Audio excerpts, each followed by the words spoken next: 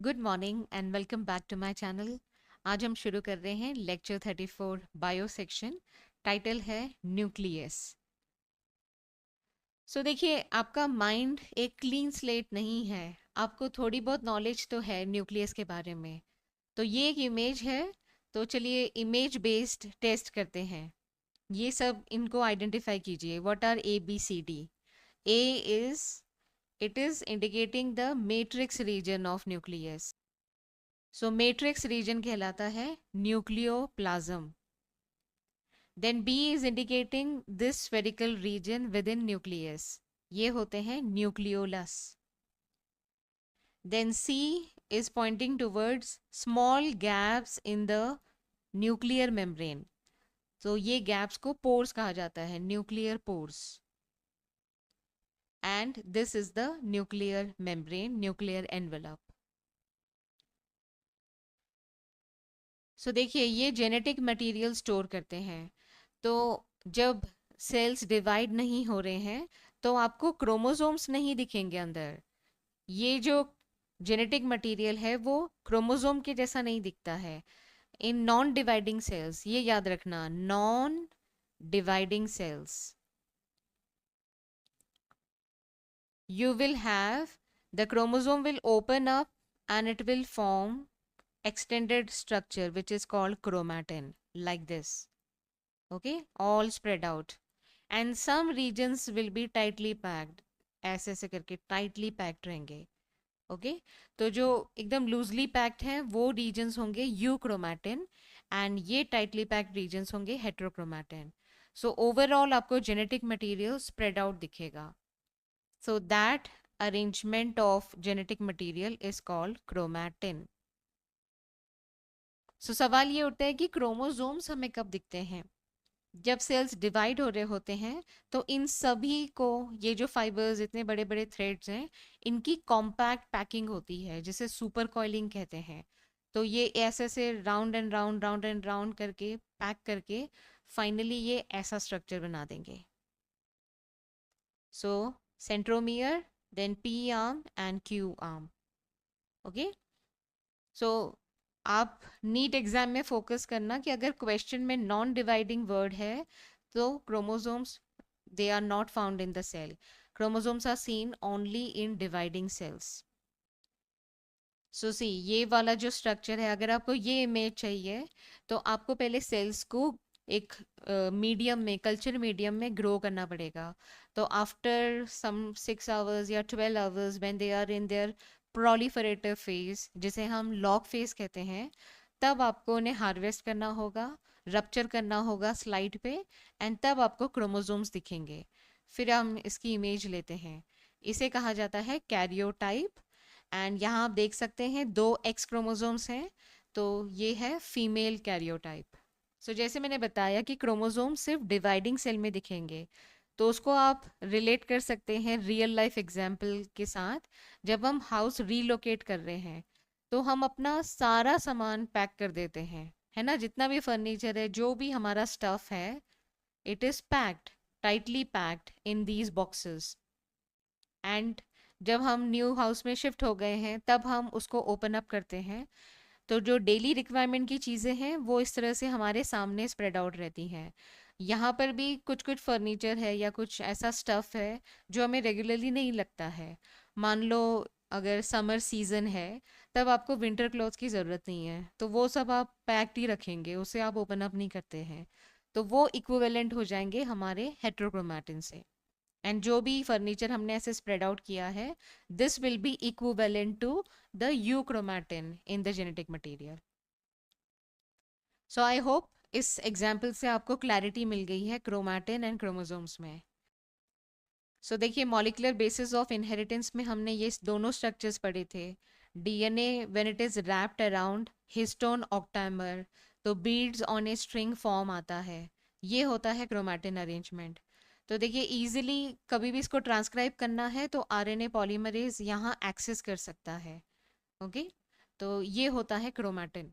और ये भी इमेज हमने उसी चैप्टर में देखी थी, बीड्स ऑन स्ट्रिंग अरेंजमेंट। ये याद रखना कि ये नॉर्मल माइक्रोस्कोप में आपको नहीं दिखेगा, कंपाउंड माइक्रोस्कोप में, लाइट माइक्रोस्कोप में। ये इलेक्ट्रॉन माइक्रोस्कोप में ही दिखेंगे, ये बहुत छोटे स्ट्रक्चर्स हैं। न्यूक्लियोसोम्स एक दूसरे के ऊपर इस तरह से लूप बना करके फोल्ड किए जाते हैं, तब ये 30 नैनोमीटर फाइबर बनेगा।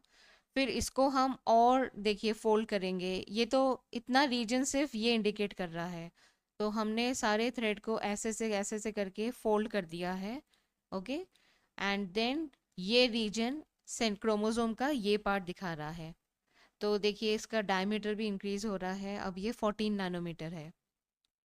तो इतना फाइन स्ट्रक्चर है डीएनए एंड हिस्टोन जो हमने न्यूक्लियोसोम देखा था, उसकी सेवरल पैकिंग होती है, इतने फोल्ड पैकिंग हो करके सुपर कॉइलिंग के बाद हमें ये क्रोमोसोम स्ट्रक्चर दिखता है। अब देखिए इस पे बेस्ड एक क्वेश्चन है, identify the correct order of organisation of genetic material from largest to smallest. So मैं आपको डायरेक्टली इसका आंसर बता देती हूँ, ऑप्शन 4 इसका आंसर है। तो देखिए जीनोम जो हमने 23 पेयर्स, 23 × 2, जो टोटल 46 क्रोमोसोम्स हर सेल में होते हैं, ये हमारा टोटल जेनेटिक मटेरियल है। तो दैट इंडिकेट्स जीनोम। तो जीनोम कितने क्रोमोसोम से बना है? 46 क्रोमोसोम से। सो नेक्स्ट लेवल, जीनोम से जो छोटा लेवल होगा वो हो जाएगा क्रोमोसोम। एंड क्रोमोसोम्स के ऊपर आपको जीन्स दिखते हैं, एंड जीन्स बने होते हैं सीक्वेंस ऑफ न्यूक्लियोटाइड से। ओके, तो ये इसका करेक्ट ऑर्डर है। अगर हम स्मॉलेस्ट टू लार्जेस्ट करेंगे तो ये रिवर्स में जाएगा, nucleotide, gene, chromosome and genome. अब यूक्रोमैटिन हेटेरोक्रोमैटिन, इस पे बेस्ड ये question. Histones, they are positively charged basic protein A3। Then nucleosomes, DNA wrapped around histone octamer 4. So 4. So A3 and B4 combination is in option number 4. So this is the answer. Euchromatin will be loosely packed chromatin. Heterochromatin is densely packed chromatin. So nucleus as cell organelle, this was identified by Robert Brown in 1831. Then Friedrich Mischer, he isolated a substance from nuclei of white blood cells in 1869. So he named this substance nuclein. And finally Fleming, इन्होंने staining किया था nuclear material का using basic dye, and he describe them as chromatin. तो ये तीनों नाम important हैं। Okay, Robert Brown, Miescher and Fleming, इन सब के कॉन्ट्रीब्यूशंस आप याद कर लीजिए। Okay, with year. So what is seen in nucleus of non dividing cells? देखिए नॉन डिवाइडिंग सेल्स में आपको क्रोमैटिन दिखेगा। ये एक्सटेंडेड स्ट्रक्चर है, कंडेंस्ड नहीं है, एक्सटेंडेड है। इलेबोरेट न्यूक्लियोप्रोटीन फाइबर, इसे न्यूक्लियोप्रोटीन क्यों कह रहे हैं? क्योंकि इसमें डीएनए है एंड हिस्टोन प्रोटीन्स हैं, एंड नॉन हिस्टोन प्रोटीन्स भी होते हैं। Okay, non histone chromosomal protein. So protein region ये है और ये न्यूक्लिक एसिड रीजन है, तो इसलिए इसको न्यूक्लियोप्रोटीन फाइबर कहा जाता है। सो देखिए नीट एग्जाम में ऐसा भी हो सकता है कि क्रोमैटिन वर्ड ना दें एंड न्यूक्लियोप्रोटीन फाइबर्स ये नाम से आपसे पूछा जाए कि इसके दो फॉर्म्स कौन से हो सकते हैं, यूक्रोमैटिन एंड हेटेरोक्रोमैटिन। तो आपको ये आइडिया होना चाहिए कि क्रोमैटिन को ये नाम भी दिया जा सकता है। देन मैट्रिक्स है, matrix is the nucleoplasm, one और मोर स्फेरिकल बॉडीज कॉल्ड न्यूक्लियोलाई, तो सिंगुलर में से न्यूक्लियोलस कहते हैं। अब जो न्यूक्लियर मेम्ब्रेन है, डबल मेम्ब्रेन है with 10 to 50 nanometer space between these two membrane. So this space is called perinuclear space. Okay, and it forms a barrier between the material present inside the nucleus and that of the cytoplasm. अब देखिए ये point बहुत important है, outer membrane remains continuous with the endoplasmic reticulum. So ये outer membrane है and it is continuous with the ER. ओके, ये true and false statement में पूछा जा सकता है। It also bears ribosomes on it. इसको RER कहते हैं, रफ एंडोप्लाज्मिक रेटिकुलम। सो जो सेक्रीटेड प्रोटीन्स होते हैं वो यहाँ पर ट्रांसक्राइब होकर के mRNA डायरेक्टली यहीं से एंटर करता है और अंदर यूजिंग द राइबोसोम तो प्रोटीन सिंथेसिस अंदर होती है। अब नेक्स्ट जो है, at number of places the nuclear envelope is interrupted by minute pores. So ये जो पोर्स हैं, nuclear pores, okay, they are formed by the fusion of two membranes.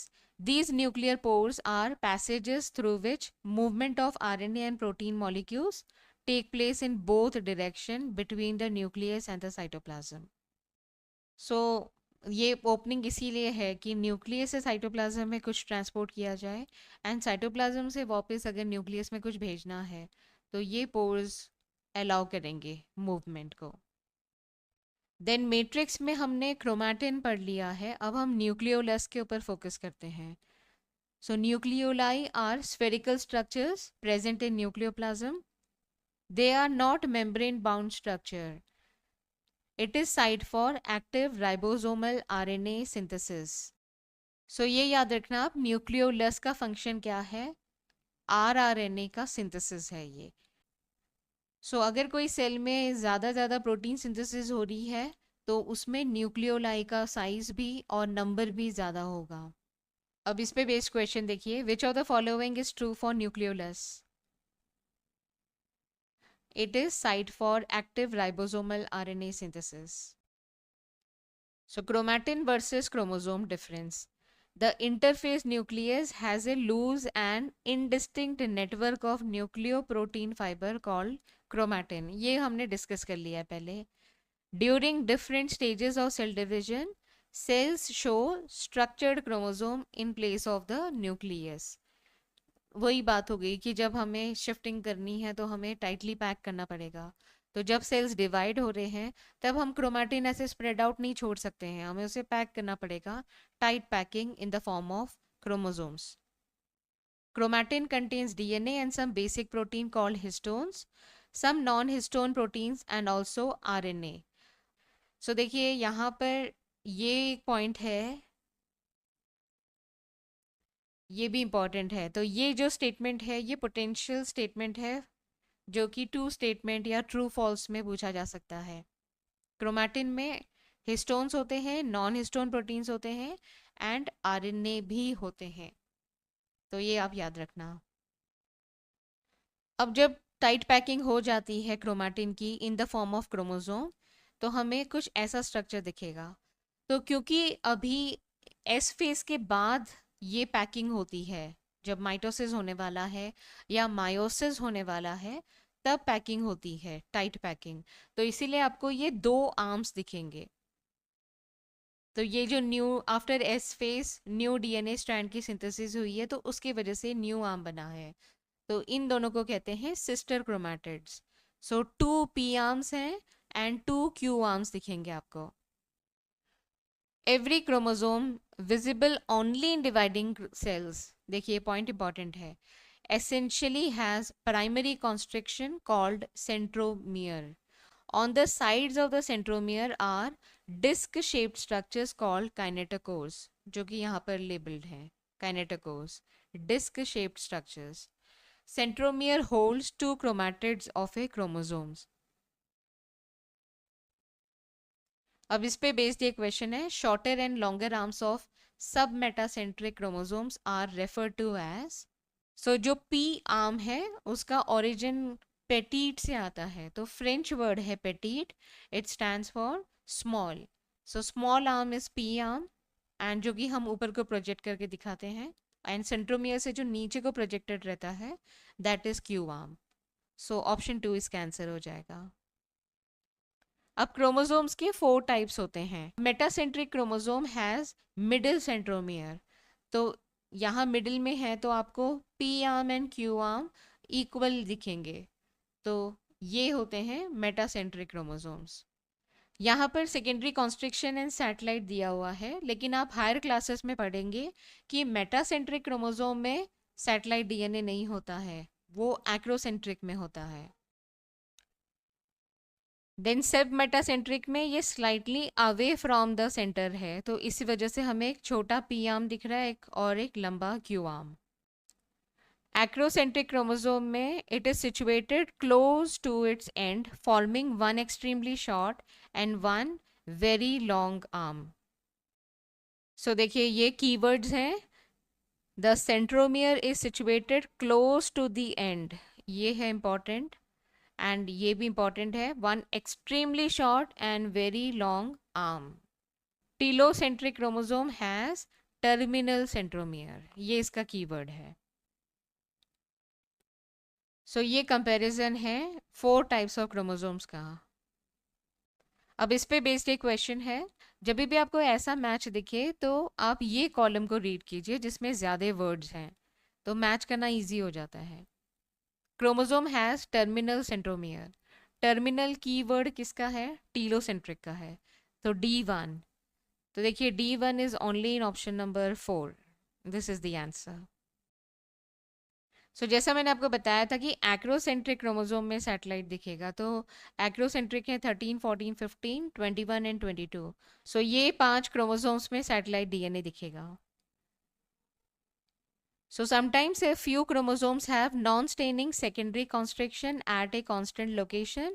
This gives the appearance of a small fragment called satellite. So इसमें ये keywords हैं, non-staining secondary constriction. And इसका role है formation of nucleoli.